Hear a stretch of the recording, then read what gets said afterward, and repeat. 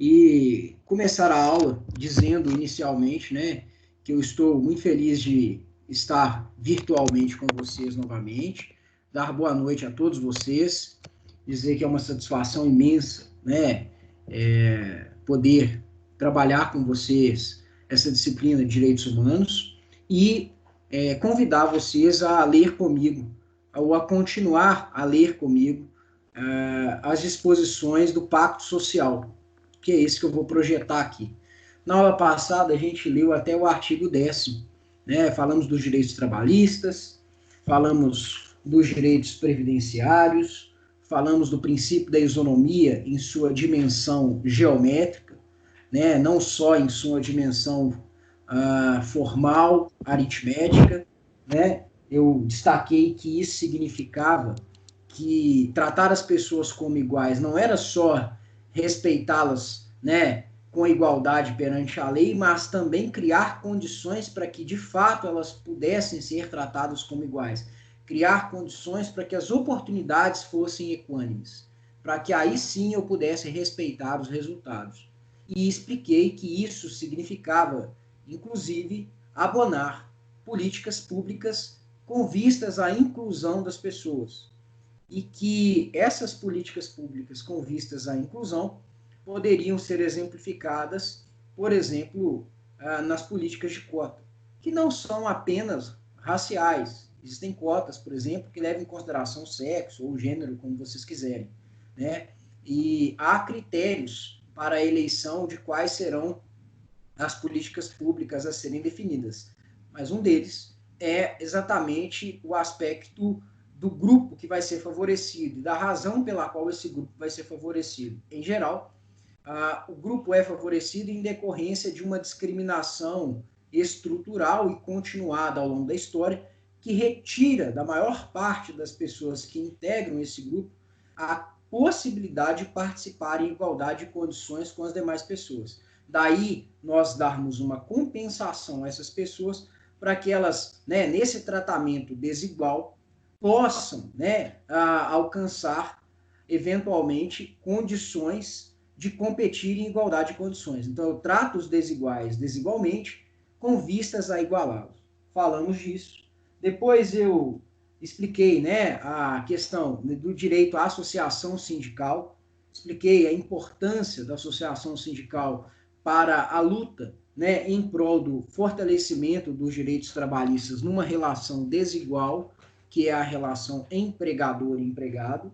Pontuei, né, que o Estado tinha dever para com os seus cidadãos, e esse dever envolvia, inclusive, a obrigação da solidariedade social, e exatamente por conta da solidariedade social é que o Estado tinha que garantir às pessoas determinados seguros contra riscos sociais, e esses seguros são exatamente as prestações asseguradas pelos direitos previdenciários.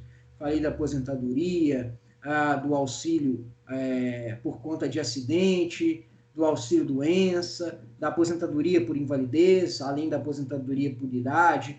Falei de alguns benefícios relacionados, por exemplo, à proteção da maternidade. Encerrei exatamente nesse ponto, falando da licença maternidade, da proteção da família, e expliquei que na aula seguinte nós iríamos continuar a leitura dos artigos principais do Pacto Social para tentar, né, dar uma visão um pouco mais completa em relação a tudo aquilo que estava previsto nesse tratado. Eu quero agora fazer algumas simplificações para tentar encerrar a explicação desse tratado e, em alguma medida, avançar na direção dos tratados específicos.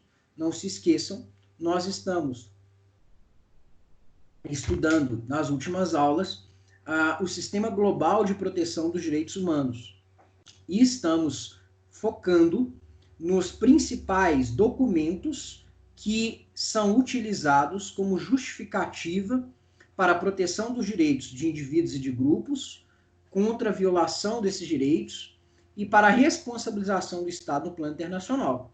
Nós já estudamos a Carta da ONU, estudamos a Declaração Universal dos Direitos Humanos, estudamos o Pacto Civil e agora estamos estudando o Pacto Social. E na aula passada, eu também afirmei para vocês que a Declaração Universal, o Pacto Civil e o Pacto Social são o eixo central da proteção dos direitos no plano global, pelo menos quando nós nos referimos a uma proteção geral. É por isso que nós chamamos esses três documentos juntos de Declaração Internacional dos Direitos Humanos. Não há um documento com este nome. Declaração Internacional dos Direitos Humanos, ou International Bill of Rights, que é a expressão em inglês, é exatamente o quê? É exatamente a junção da Declaração Universal, do Pacto Civil e do Pacto Social.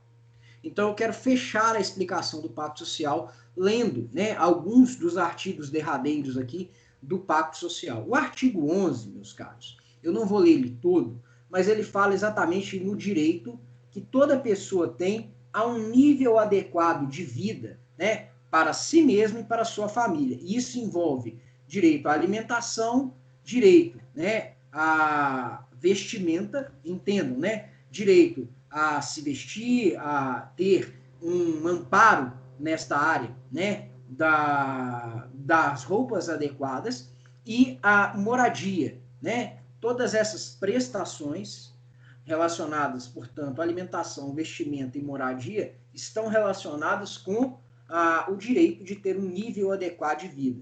E, obviamente, remontam à ideia de dignidade da pessoa humana que nós já trabalhamos. O inciso 2 do artigo 11 diz que os Estados partes, né, do presente pacto, eles reconhecem o direito fundamental de toda pessoa de estar protegida contra a fome, e eles se comprometem a adotar medidas, inclusive em termos de cooperação internacional, com vistas a solucionar os problemas concretos relacionados não só à produção e à conservação e além da distribuição dos gêneros alimentícios, mas também a repartição equitativa desses alimentos. Ou seja, o combate à fome também é muito mais do que uma questão de política, uma questão de direito. Não há que se falar em combate à fome como uma questão pura e exclusivamente atrelada a uma determinada feição política. Pelo contrário, sob a ótica dos direitos humanos, e esta é uma questão a qual os estados já se vincularam, e se vincularam voluntariamente, eles não foram forçados a fazer.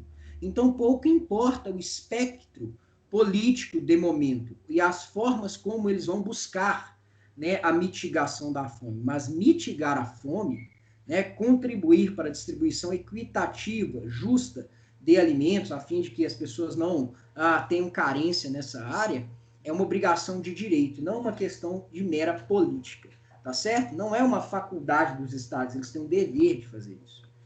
O artigo 12, ele fala de um direito essencial que nós conhecemos bem, né, que é o direito à saúde. Veja, os Estados partes do presente pacto reconhecem o direito de toda pessoa de desfrutar o nível mais elevado possível de saúde física e mental.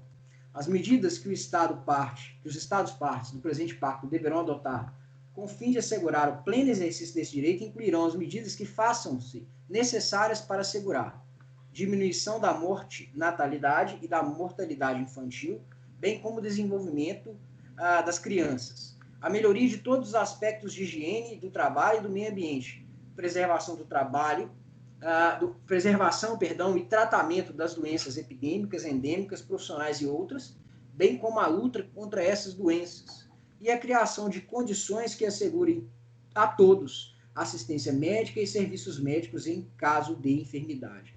O que esse artigo está dizendo? No mínimo, o Estado tem a obrigação de prevenir e cuidar das pessoas acometidas por doenças. Prevenir no sentido de evitar mortalidade infantil, no sentido de prevenir, né, determinados vícios no ambiente laboral, atrelados exatamente ao grau de salubridade desse ambiente, exatamente em prol da saúde das pessoas. E, finalmente, né, prevenção no sentido de combate a doenças, epidemias, pandemias, tá? E também a construção, né, de políticas públicas com vistas à assistência médico-hospitalar das pessoas. Isso é o mínimo. O Estado pode ir além? Pode, né? Ele pode, mas isso é o mínimo. Nem todos os estados fazem isso. Isso significa, né, que nós temos, particularmente em relação ao direito à saúde, um nível de eficácia social baixo, sobretudo se a gente analisar a questão sobre os parâmetros, né, do pacto social. Isso não deslegitima o tratado, só mostra que a luta em prol da efetivação desses parâmetros mínimos, ela deve ser uma luta permanente, porque não há que se falar em dignidade da pessoa humana, não há que se falar, né, em direito à vida, não há que se falar das liberdades, não há que se falar em direito de propriedade, em livre iniciativa, sem falar em direito à saúde. E aí eu estou sendo repetitivo, eu sei, muito provavelmente vocês já estão cansados de me ouvir falar disso, mas a pandemia do coronavírus evidencia que esta não é uma questão puramente individual. Se eu não cuidar da prevenção de doenças, se eu não buscar como sociedade o desenvolvimento, né, de vacinas, e se eu não estiver preocupado com a imunização de toda a coletividade, o impacto, quem vai sofrer, não é apenas o indivíduo que opta por não se vacinar, mas toda a coletividade. Daí a ideia, né, de políticas sanitárias serem universais, alcançarem a todos, independentemente de classe social. Por quê? Porque é exatamente da saúde das pessoas que nós dependemos para desenvolver as outras atividades, inclusive para exercer os outros direitos. Não só eu sou afetado pela má qualidade da minha saúde, né, mas as outras pessoas também. Então, tanto sob uma perspectiva, né, vamos dizer assim, individual, falando aqui de um liberalismo político, né, que está preocupado com o indivíduo e seus direitos, mas também sob uma perspectiva comunitária, que está preocupada com o bem comum da comunidade, da coletividade, a proteção do direito à saúde é importante. E esse direito é amparado pelo Pacto Social. O artigo 13, ele vai enunciar questões importantes sobre o direito à educação. Esse aqui eu queria ler com calma, tá? Por quê? Porque o direito à educação, ele tem parâmetros muito interessantes estabelecidos neste tratado. Vamos ler com calma o artigo 13. Esse aqui eu quero ler todo, tá? E eu vou fazer comentários sobre ele. Eu quero que vocês acompanhem a leitura e, se eventualmente houver alguma dúvida, que vocês me interrompam. Eu vou fazer a leitura com base no texto do livro da Flávia Piovesan, tá? Para evitar algum tipo de erro, né, na tradução dessa versão que eu estou projetando para vocês. Diz assim o artigo 13, acompanhe a leitura comigo. Diz assim: os Estados-partes, no presente pacto, reconhecem o direito de toda pessoa à educação. Concordam em que a educação deverá visar ao pleno desenvolvimento da personalidade humana e do sentido de sua dignidade, e a fortalecer o respeito pelos direitos humanos e liberdades fundamentais.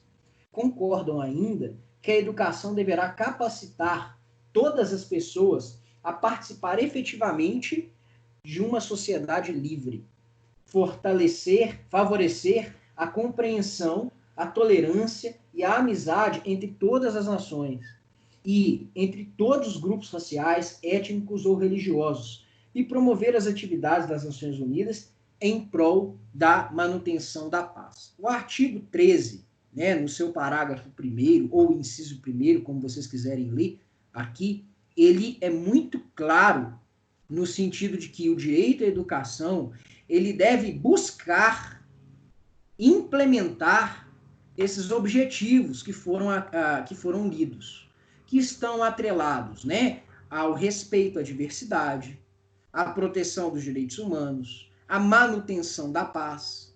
Então, essa lógica, né, de defender uma visão unilateral do direito à educação, interditando determinadas posições, isso não se compactua com o âmbito de proteção do direito à educação estabelecido no Pacto Social. E não se compatibiliza, eu ainda vou além, com aquilo que está previsto na nossa Constituição. O ensino, ele está atrelado ao pluralismo. Isso significa que vocês terão professores, né, com visões mais conservadoras, mais progressistas, e isso, obviamente, vai influenciar na leitura que esses professores terão em relação ao conceito de direito. Mas isso faz parte da educação de vocês. O acesso a essas concepções divergentes em relação ao direito é que vai permitir que vocês tenham a possibilidade de refletir sobre qual delas é mais coerente à luz do direito como um todo e, principalmente, à luz de uma teoria da justiça que, eventualmente, seja aquela que vocês adotem. Existem várias teorias da justiça, né, como eu já indiquei para vocês no livro Justiça, o que é fazer a coisa certa. Mas o ponto é, para que vocês tenham capacidade de refletir acerca de qual é a interpretação mais adequada acerca do direito, vocês têm que ter acesso às mais diversas concepções que estão atreladas à educação. E é essa a ideia que está disposta no caput do nosso artigo 13, tá? Eu vou, daqui a pouquinho, falar um pouquinho sobre aquele projeto, né, que, inclusive, o Supremo Tribunal Federal declarou inconstitucional, que é o projeto da escola sem partido. Mas eu vou segurar um pouquinho. Eu vou falar dele depois que eu acabar de ler todos os parágrafos aqui do artigo 13. Parágrafo 2º diz assim: os Estados partes no presente pacto reconhecem que, com o objetivo de assegurar o pleno exercício desse direito, a educação primária deverá ser obrigatória e acessível gratuitamente a todos. Ou seja, obrigação primária necessariamente tem que ser obrigatória e acessível a todos, tá? Existe a vinculação estatal de oferecer educação primária gratuita a todos, tá? Isso não significa que na educação primária, eventuais pessoas mais abastadas não possam recorrer a um ensino pago. Elas podem, mas o Estado tem o dever de garantir às pessoas uma educação primária gratuita. Beleza? Joia. Letra B. A educação secundária, em suas diferentes formas, inclusive a educação secundária técnica e profissional, deverá ser generalizada e tornar-se acessível a todos, por todos os meios apropriados e, principalmente, pela implementação progressiva do ensino gratuito. Educação secundária, ela é a educação que vai além da educação básica, né? Além da educação primária. Pode eventualmente existir uma variação, né, entre os estados aqui, mas a princípio a educação primária vai, né, na minha época, da 1ª à 4ª série, e a secundária da 5ª até o final do ensino médio, tá bom? Mas isso pode variar conforme o contexto estatal. O ponto é, a educação secundária, inclusive a educação profissionalizante, ela tem que ser o quê? Ela tem que ser necessariamente, né, generalizada e acessível a todos, por meios apropriados. E o Estado deve buscar implementar progressivamente o ensino gratuito, principalmente, né, a educação a partir do ensino médio, ela deve ser o quê? Progressivamente gratuita. Não necessariamente será gratuita, mas o que eles estão aqui destacando é o ensino secundário, ele não é necessariamente gratuito, ele é progressivamente gratuito.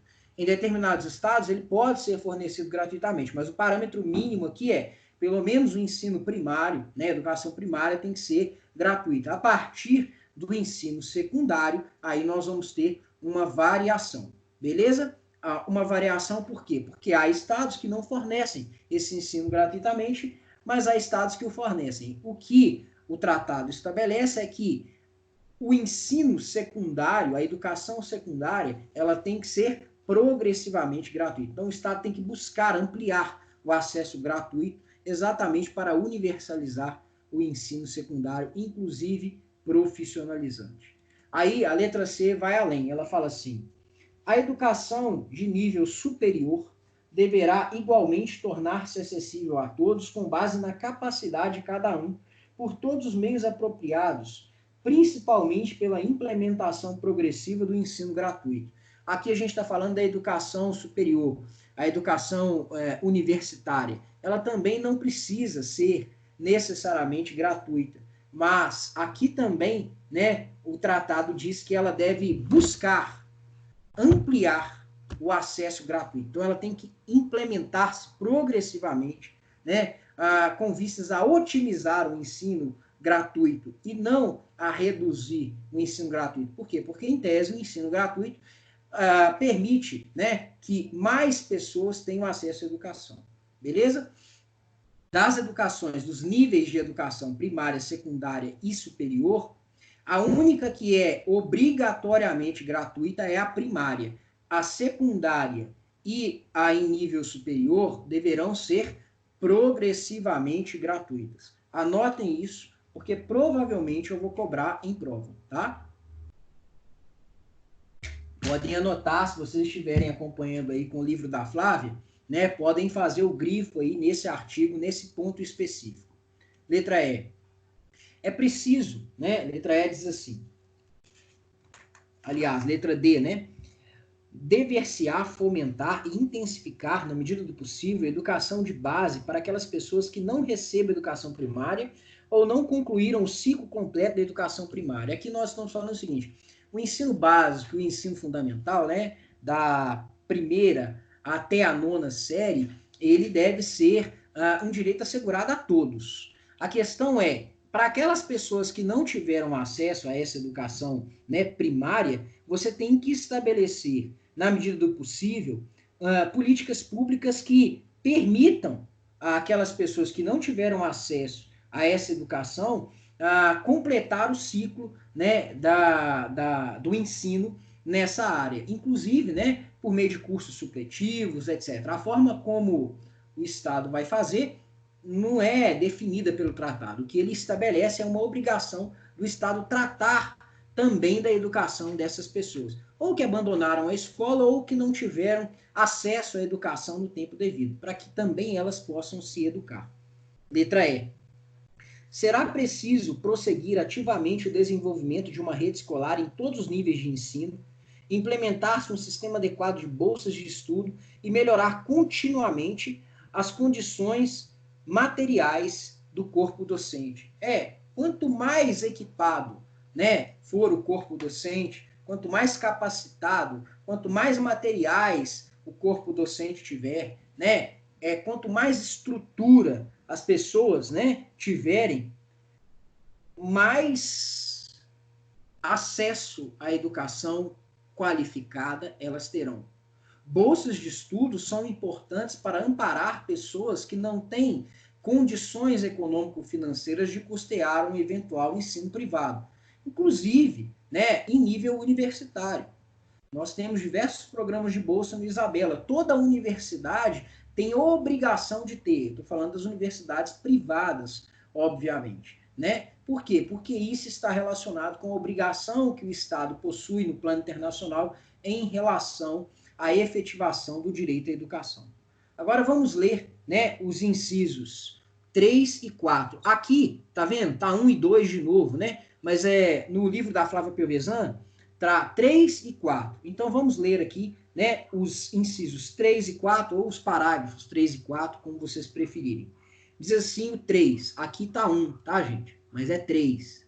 Então vamos lá. Os Estados partes no presente pacto comprometem-se a respeitar a liberdade dos pais e, quando for o caso, dos tutores legais, de escolher para os seus filhos escolas distintas daquelas criadas pelas autoridades públicas, sempre que atendam aos padrões mínimos de ensino prescritos ou aprovados pelo Estado, e de fazer com que seus filhos venham receber educação religiosa ou moral que esteja de acordo com as próprias convicções. Isso significa o seguinte: os pais têm a liberdade de matricular os seus filhos em escolas que não sejam as escolas estaduais. Escolas que adotem como projeto pedagógico a educação, inclusive religiosa, que se adeque à concepção religiosa dos pais. Isso é um direito assegurado internacionalmente, tá certo? Eles não estão obrigados a fazê-lo, mas eles têm a faculdade de fazê-lo. Mas percebam, aqui existe um parâmetro que deve ser respeitado. Essas escolas, elas têm que o quê? Atender aos padrões mínimos de ensino previstos e aprovados pelo Estado, né? Eu vou daqui a pouquinho falar de, além da escola sem partido, do tal do homeschooling, que é o ensino em casa. E eu vou tecer alguns comentários sobre isso, alguns comentários que, entendo eu, são muito fortes, mas são importantes, principalmente no contexto que nós estamos vivendo. Mas eu vou acabar agora a leitura desse artigo, né? Diz assim, o parágrafo 4º, aqui está número 2, tá, gente? Diz assim o parágrafo 4º.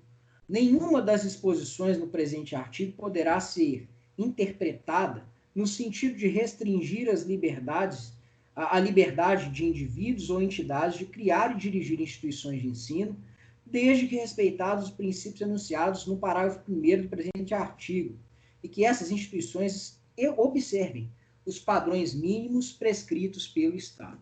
Pois bem, o que esse último parágrafo diz é que você não pode obstruir a criação de novas escolas, a associação, né, de pessoas com vistas, né, a fomentar o ensino com a criação de escolas, mas essas escolas têm que respeitar os padrões mínimos estabelecidos pelo Estado.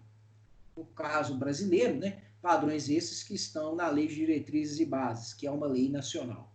Pois bem, eu disse que após a leitura desse artigo iria fazer comentários sobre dois assuntos: escolas sem partidos e a questão do homeschooling, que é o estudo em casa, né, a educação em casa. Bom, deixa eu começar pelo primeiro.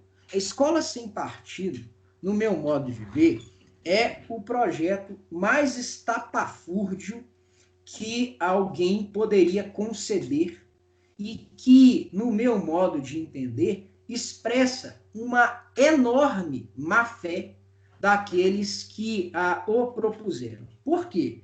Porque, em tese, a escola sem partido seria uma escola que não se enveredaria por discussões de caráter político partidário. O grande problema é que esses projetos vão além, porque eles entendem que determinadas pautas, inclusive na área da educação, estão relacionadas com projetos político-partidários. Então, além de interditar a discussão política, que no meu modo de entender é essencial para a formação de cidadãos efetivamente, vamos falar assim, engajados, eles proíbem a discussão de determinados temas. Por exemplo, não poderia ser um tema, né, na educação, a questão do racismo. Outro assunto que não poderia ser trazido para a escola, feminicídio. Outro assunto que não poderia ser discutido na escola, a questão do preconceito por conta da orientação sexual. E por aí vai, porque, em tese, essas pautas seriam pautas político-partidárias.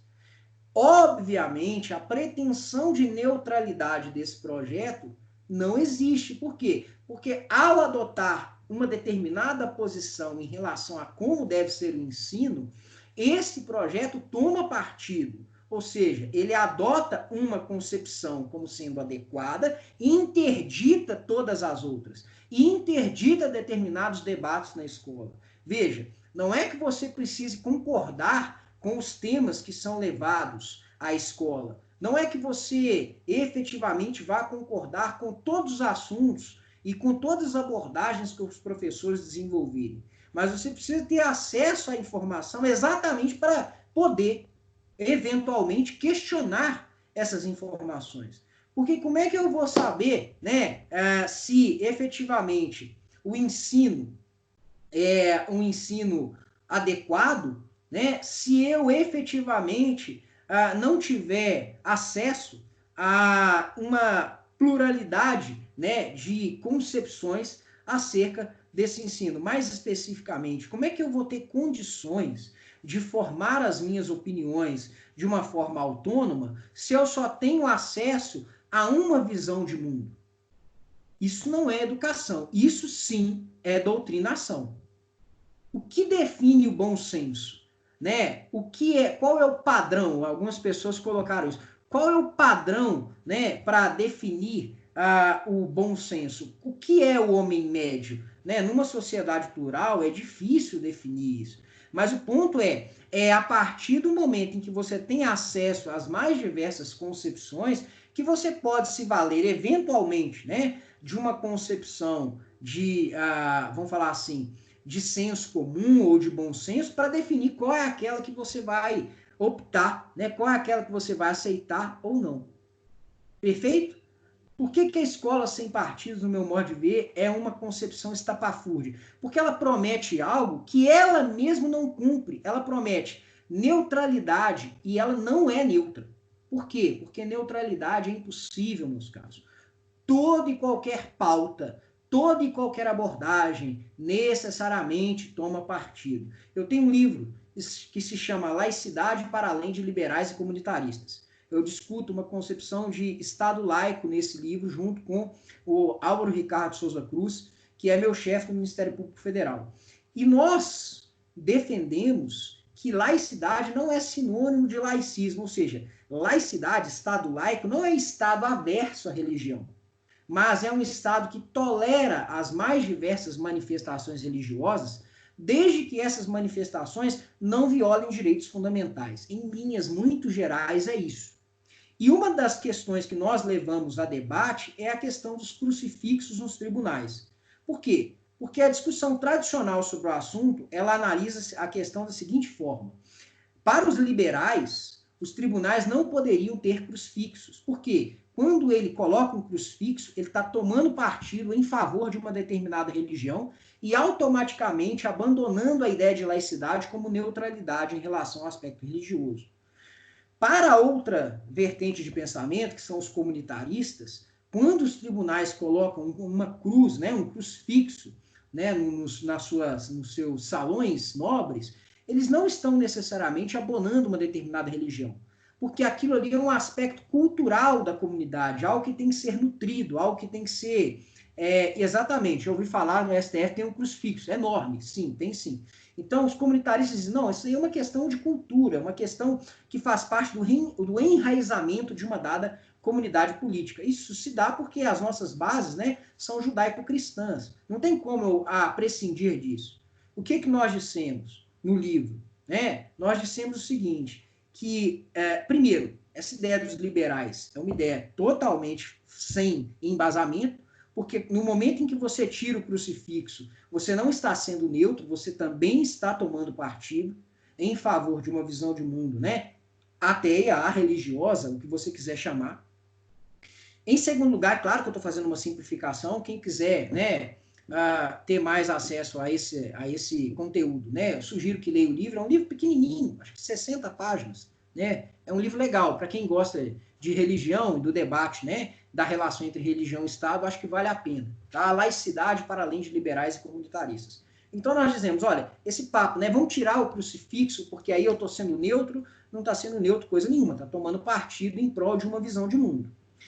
Agora, por outro lado, nós também criticamos o comunitarismo, porque nós dizemos assim, que papo é esse de falar que isso é cultura? Peraí, o fato de nós termos no Rio de Janeiro um Cristo Redentor não é por acaso. A laicidade para além de liberais e comunitaristas. Deixa eu colocar aqui para vocês. O livro chama assim, ó.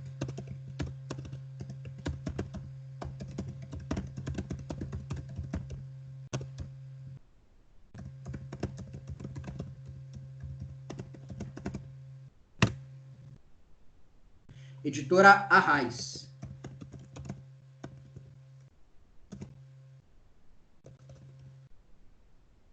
Editora Arraiz. Então nós dissemos, olha, que coisa é essa de cultura? É muito mais do que isso. Me desculpe, mas quando eu coloco um crucifixo num salão nobre, eu estou sim expressando uma manifestação religiosa, né? Então é muito mais do que uma simples cultura enraizada na comunidade política. E nós vamos além, né, para defender uma terceira visão, que é uma visão que nós tentamos pautar na ideia da alteridade, justamente porque a ideia de neutralidade não existe, né? E se a ideia de neutralidade não existe e tampouco é possível esconder as nossas visões valorativas, né, atrás de culturas, nós tentamos ser um pouco mais honestos nesse aspecto, é como eu enxergo.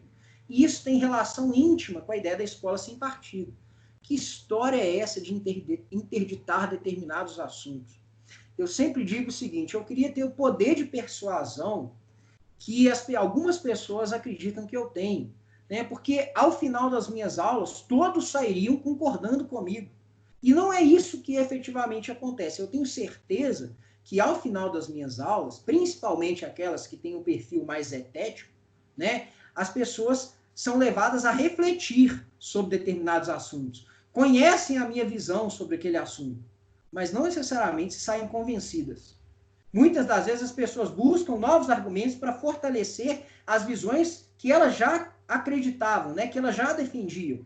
A neurociência diz isso, né? Então, que coisa é essa, né, de interditar uma determinada visão de mundo na educação? Isso sim é doutrinação. Não doutrinar as pessoas é permitir que as pessoas tenham acesso aos mais diversos tipos de conteúdo na escola. Obviamente, respeitado um padrão, né, um critério pedagógico eleito pela escola, eleito na lei de diretriz e base, que vai nortear, inclusive, a qualidade desse conteúdo. E os pais, vejam o que eu acabei de falar, os pais têm a total liberdade de analisar, né, um projeto pedagógico e, a partir desse projeto pedagógico, optar por matricular seus filhos nessa ou naquela escola. Ninguém está discutindo essa possibilidade, tá certo? Agora, o que vocês precisam ter em mente é o projeto pedagógico que elege a escola. Não são os pais. Os pais têm a opção de retirar seus filhos da escola, mas não a opção, né, de interditar determinados assuntos que estão previstos no projeto pedagógico. Inclusive por conta da obrigação, né, dos projetos pedagógicos incluírem, né, pautas relacionadas à tolerância, à proteção de direitos humanos e outros aspectos. Eu uso isso como gancho para discutir a segunda questão que eu falei que ia abordar, a questão do homeschooling. Eu não sei se vocês sabem, mas homeschooling é uma determinada forma de ensino, né, em que você tem um ensino que se dá nas casas a partir de um projeto pedagógico estabelecido, né, com critérios estabelecidos em lei. Mas, em tese, a pessoa pode ser educada em casa. E o Supremo Tribunal Federal, em um passado recente agora, né, acho que há 2 anos atrás, ou 1 ano e meio atrás, decidiu que o homeschooling é constitucional, mas ele ainda não pode ser implementado no Brasil porque não existe uma lei que o regulamente. Bom, isso retira do Estado a obrigação de prestar educação às pessoas? É claro que não. Qualquer lei que estabelecesse o homeschooling como regra e que retirasse do Estado a obrigação de prestar educação às pessoas seria, no meu modo de ver, inconstitucional. Por uma série de razões, mas principalmente pelo fato de que homeschooling, me desculpem, mas é coisa de rico.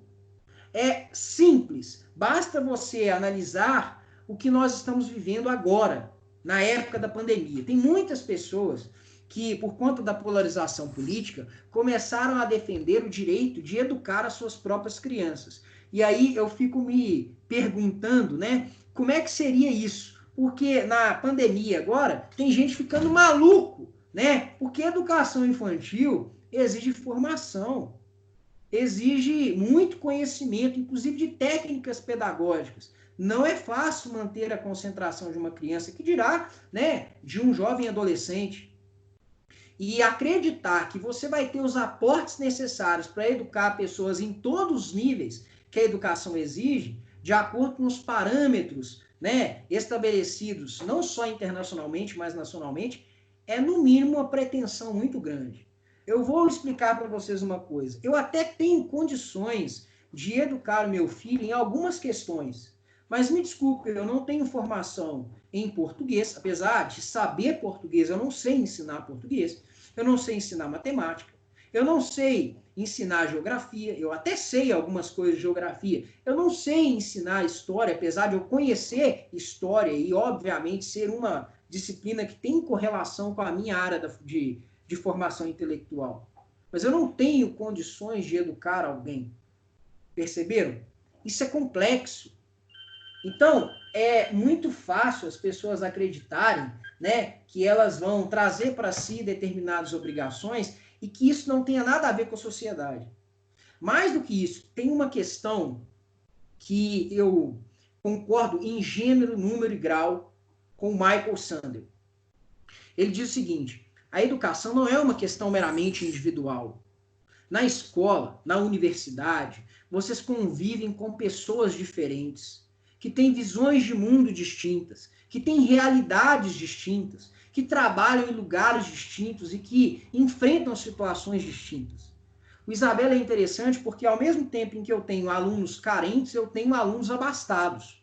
E muitas das vezes a visão de mundo dessas pessoas é totalmente diferente.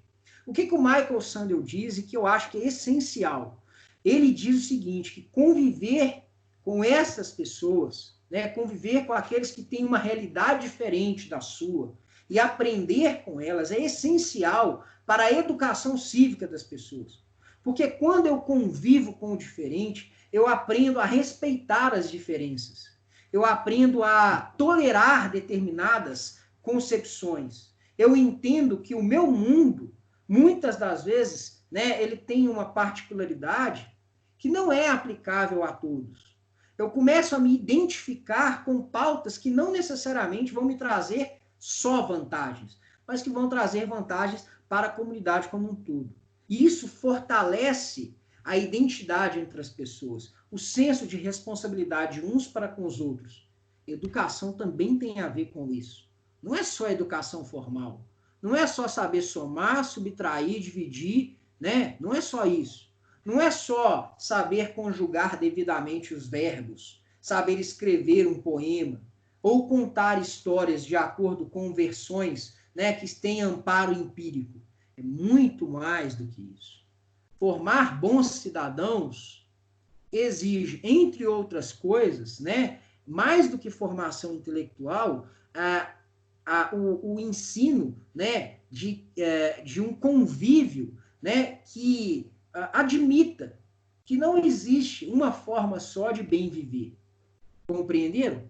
Tudo isso está relacionado com o ensino. E no meu modo de entender, o homeschooling, ele pode até ser admitido como uma faculdade, mas se você estabelecer ele como uma única opção de ensino, ou se você eventualmente, né, admitir que ele possa se dar sem nenhum tipo de parâmetro de controle, como o próprio Supremo diz, aí você está diante de uma situação que ofende a nossa Constituição e, no meu modo de ver, também obrigações assumidas pelo Brasil no plano internacional. Deixa eu deixar claro para você, o Brasil ratificou o Pacto Social, esse pacto que nós estamos lendo, tá?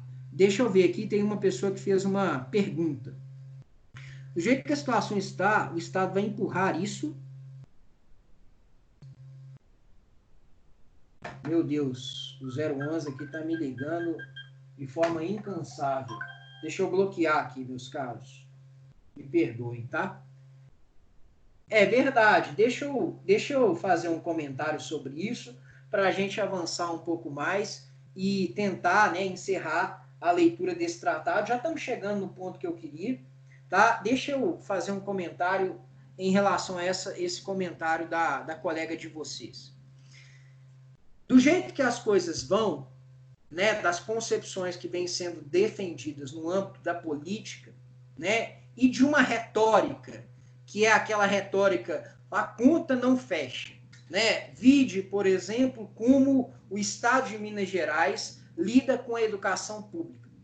É um total descaso. Se vocês quiserem medir, né, a correção disso que eu acabei de dizer, se aprofundem, busquem notícia, conversem com os professores da rede estadual, tenham acesso a como, né, são as condições dos alunos da rede estadual e tentem, né, conhecer qual é o nível de investimento que o Estado, e de Minas Gerais em particular, tem tido na área da educação. E aí vocês vão tirar as suas próprias conclusões. Eu não quero me aprofundar nisso, não.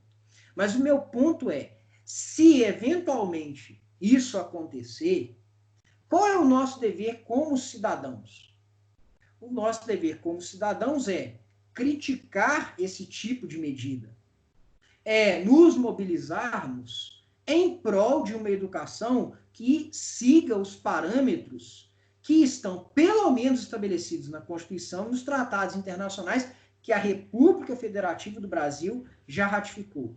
Pode parecer pouco, pode parecer idealista, né, a minha proposta, mas é como eu sempre digo, é, em alguma medida, o pouco que a gente pode fazer.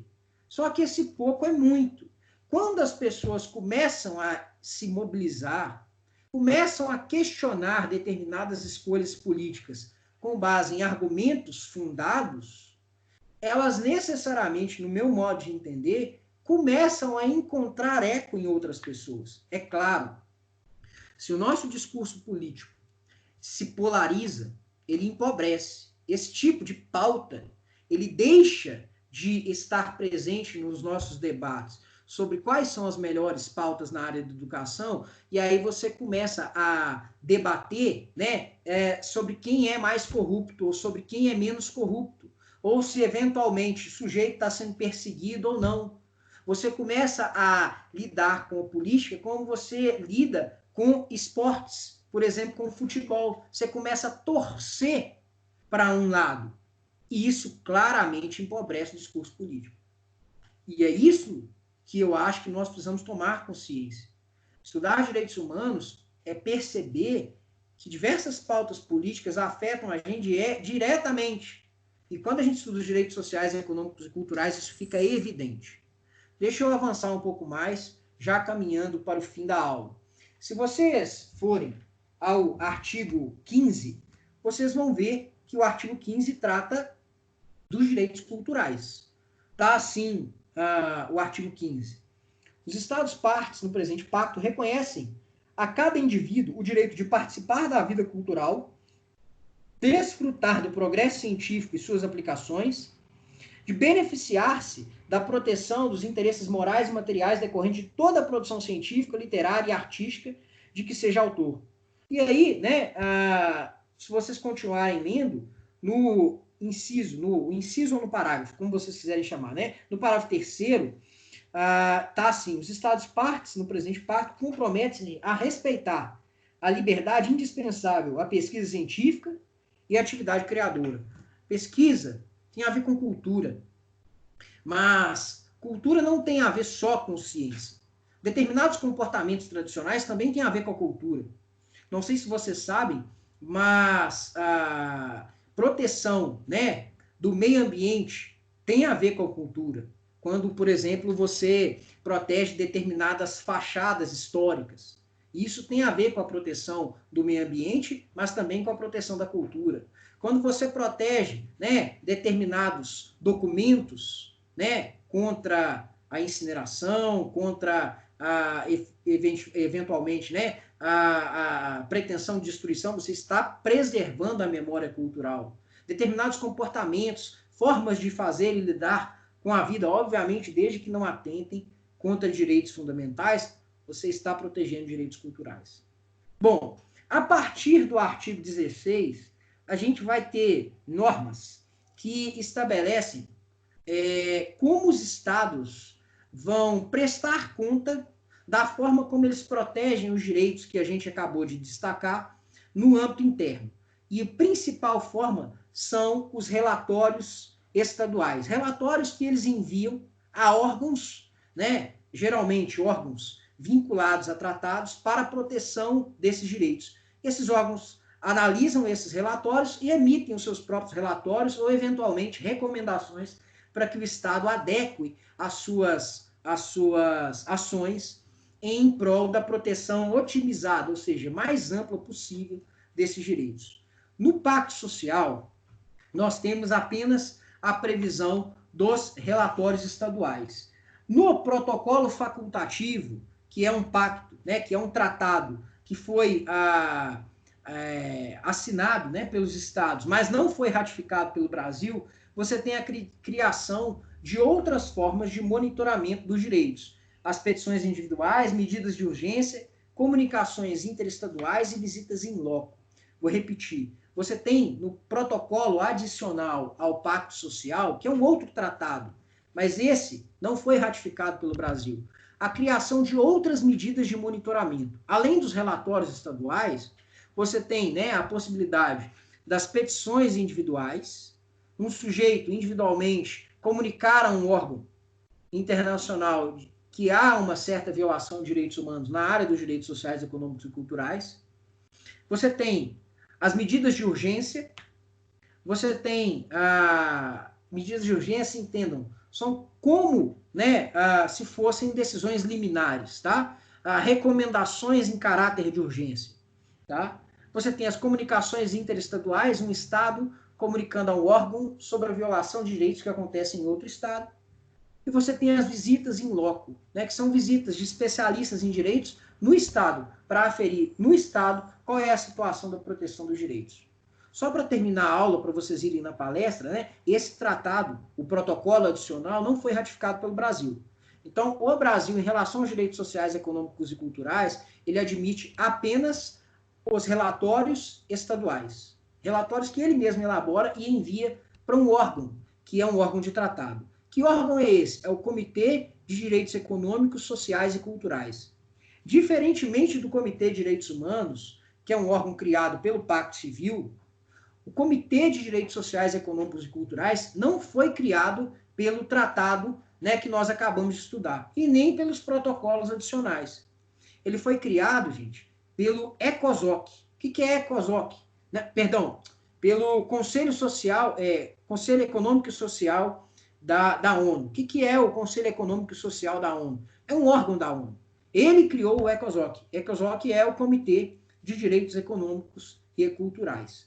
Na próxima aula, eu volto a esse ponto para a gente fechar, mas, em linhas gerais, a gente terminou, né, o estudo do do tratado do Pacto Social, né, do Pacto Internacional de Direitos Civis e Políticos. Se vocês continuarem lendo, vocês vão ver que todos, né, os artigos subsequentes ou falam desse mecanismo dos relatórios ou falam sobre questões relacionadas à assinatura dos tratados e a partir de quando ele vai se tornar vigente no país. No Brasil, esse pacto, esse pacto, ele é vigente nos dias atuais? Sim, o que eu ia falar é exatamente isso. No Brasil, nós tivemos a ratificação do Pacto Civil e do Pacto Social no ano de 1992. Desde 92, então, nós estamos vinculados a esses tratados internacionais. Beleza? Na próxima aula, a gente continua com o estudo dos tratados específicos, né? Particularmente, proteção contra a tortura, proteção contra o genocídio, discriminação racial e proteção das mulheres. Esses vão ser mais rápidos, a gente não vai ler tão elaboradamente assim, tá bom? Agora eu queria que vocês se preparassem para palestra que vai acontecer agora, né? Participassem, se for aberta a possibilidade para vocês, né? E, por favor, né? Estejam lá dando a devida atenção para aquilo que a professora Raquel vai falar, tá bom? Um abraço, pessoal, até lá